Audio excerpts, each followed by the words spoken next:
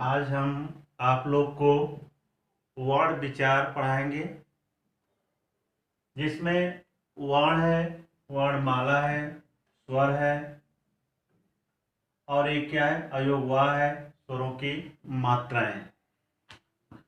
वर्ण किसे कहते हैं? वर्ण यानी वर्ण का अर्थ यहाँ पर दिया गया है जिसके और खंड न हो सके, जिसके और खंड ना हो सके, इन ध्वनियों को हम कहते हैं वर्ण। वर्ण स्वर और व्यंजन से मिलकर के बनता है। वर्ण किससे बनता है? स्वर और व्यंजन से मिलके वर्ण बनता है। तो चलो हम वर्णमाला को भी देख लेते हैं। वर्ण के बाद वर्णमाला भी आता है, तो वर्णमाला को भी हमें जानना चाहिए। वर्णमाला क्या होता है? जैसे माला हम पहनते हैं, तो माला पहनते हैं तो माला जो जिससे बनाया जाता है, तो एक उसका व्यवस्थित रूप होता है, तब जाकर के माला क्या होता है, सुंदर दिखता है। उसी तरह से वर्णमाला होता है।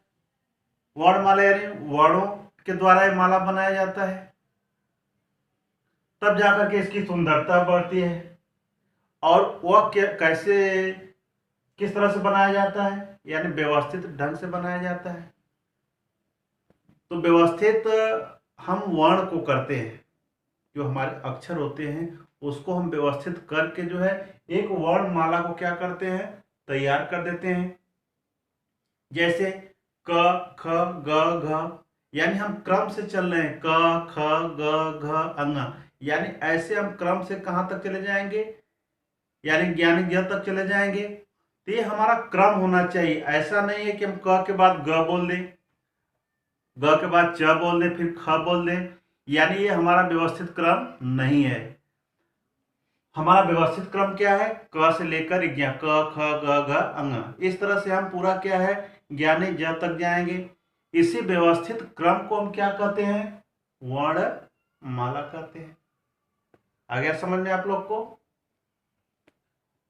वर्णों को हम दो भागों में बांटते हैं। कौन कौन?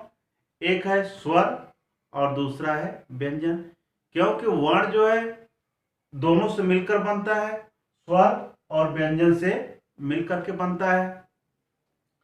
तो स्वर, स्वर किसे कहते हैं, स्वरों की संख्या किसे कहते हैं? तो पहले हम स्वरों की संख्या जान लें।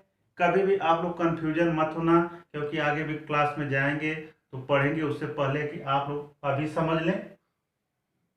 यानी स्वर की संख्या, यानी हम स्वर के प्रकार आपको नहीं बता रहे हैं, स्वरों की संख्या बता रहे हैं, स्वरों की संख्या कितनी होती है। तो चलो हम गिन लेते हैं।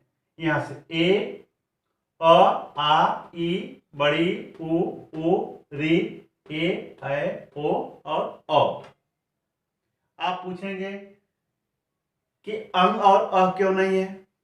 तो अंग और अ जो है ये हमारा स्वर नहीं होता है। अंग और अ जो है ये हमारे अयोग वाह में आते हैं।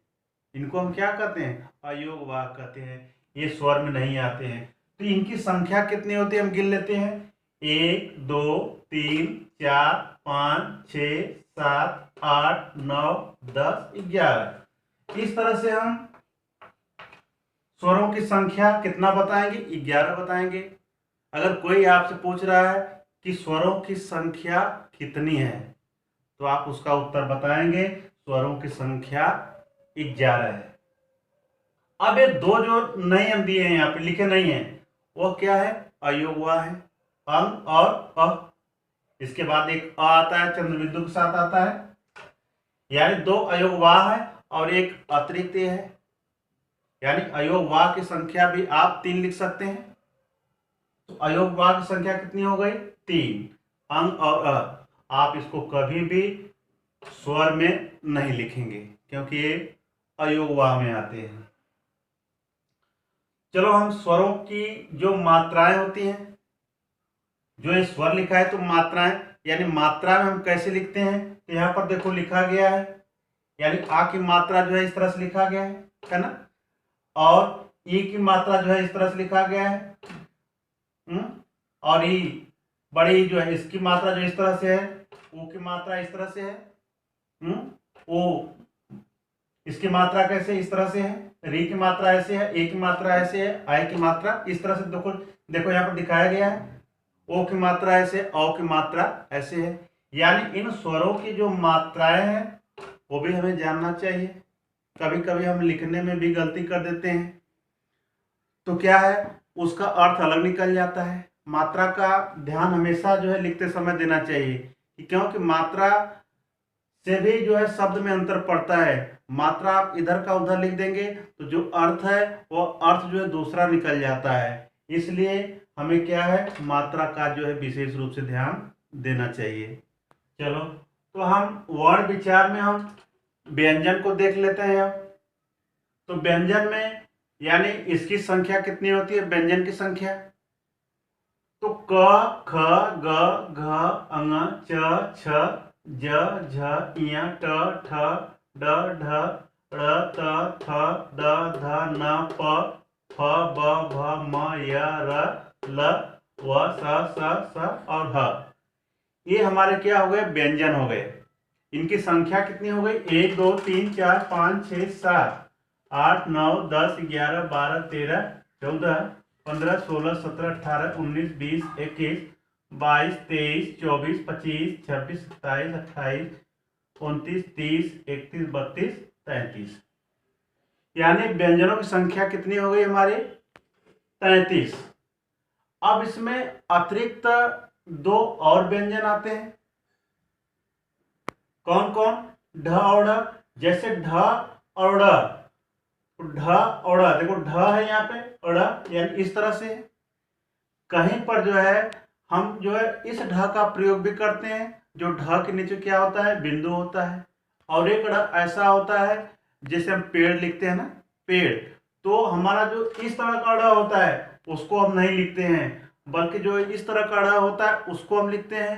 ये अतिरिक्त में जो दिया है ये व्यंजन ढ और ड़, ये दोनों अतिरिक्त में है, लेकिन ये भी व्यंजन में है। तो इनकी संख्या कितनी है, 2 है। अब पूरे व्यंजन की संख्या हमारी कितनी है, 33। और जो ये दो अतिरिक्त हैं ये भी तो व्यंजन ही है, इनकी संख्या कितनी हो गई, 2। यानी कुल मिलाकर कितने हो गए, 35। 33 और 2 कितने हो गए, 35।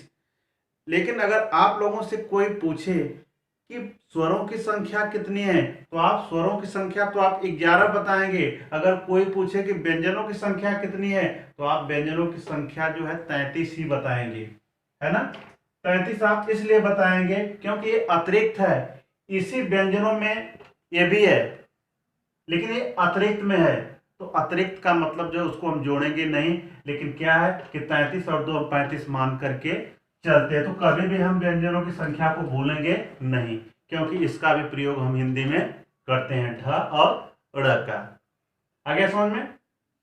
अगर कोई पूछेगा कि व्यंजनों की संख्या कितनी है, तो आप सीधे उसका उत्तर देंगे, व्यंजनों की संख्या होती है 33। स्वरों की संख्या कितनी होती है, 11। अब हम आते हैं स्वर। स्वर किसे कहते हैं, कोई पूछेगा स्वर किसे कहते हैं। अभी हम आपको बताया कि वर्ण जो है स्वर और व्यंजन से मिलकर बनता है। तो स्वर का अर्थ क्या होता है, जिन वर्णों का उच्चारण करते समय, जब हम वर्णों का उच्चारण करते हैं तो उस समय हमारे मुख से जो वायु निकलती है, उस वायु के मार्ग में कोई रुकावट नहीं होनी चाहिए। तो उनको हम क्या कहते हैं, उन वर्णों को हम स्वर कहते हैं। देखो ध्यान से, जिन वर्णों का उच्चारण करते समय मुख से निकलने वाली जो वायु, वायु का मतलब क्या होता है, हवा, वायु के मार्ग में कोई रुकावट नहीं होती है, उन वर्णों को हम कहते हैं स्वर। और इनकी संख्या कितनी होती है, 11 होती है, आपको बताया। यानी इन स्वरों की संख्या होती है 11। अब वर्ण विचार में हम स्वरों के अब भेद पढ़ लेते हैं। स्वरों के भेद यानी स्वर के भेद कितने होते हैं, स्वर के भेद 2 होते हैं। यानी स्वर 2 प्रकार के होते हैं। नंबर 1 ह्रस्व स्वर और नंबर 2 होता है दीर्घ स्वर। ह्रस्व स्वर किसे कहते हैं, जिन स्वरों का उच्चारण करने में हमको कम समय लगता है। जिन स्वरों का उच्चारण करने में हमको कम समय लगता है उन्हें हम ह्रस्व स्वर कहते हैं। इनकी संख्या कितनी होती है ह्रस्व स्वर की? इनकी संख्या 4 होती है। अ, ई, ओ, री। क्योंकि हम इसको क्या बोलते हैं? तुरंत बोलते हैं। जैसे अ बोल दिया ना, ए, ओ, री, यानी हम इसको तुरंत बोलते हैं। इनको बोलने में हमको क्या होता है? कम समय लगता है, इसलिए हम इनको क्या कहते हैं? ह्रस्व स्वर। इनकी संख्या केवल 4 होती है। अब हम आते हैं नंबर 2, दीर्घ स्वर पे।